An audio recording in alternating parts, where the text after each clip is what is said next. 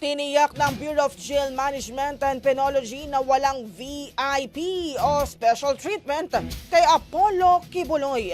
Ito'y matapos maglabas ng court order ang Pasig City RTC Branch 159 na nag-uutos na mailipat sa Pasig City Jail si Kibuloy matapos ang kanyang medical furlough. Ayon kay BJMP spokesperson Jail Superintendent J. Rex Bustenera, matagal na silang nakahanda sa posibilidad na mailipat sa kanilang kustodiya si Kibuloy na nahaharap sa kasong qualified human trafficking. Sakaling mailipat, ilalagay ito sa ordinaryong selda at makikipagsiksikan sa ibang persons deprived of liberty sa male dormitory. Hindi naman makakasama ni Kibuloy sa selda ang kanyang co-accused sa kaso na si Crescente Canada na una nang inilipat sa Pasig City Jail.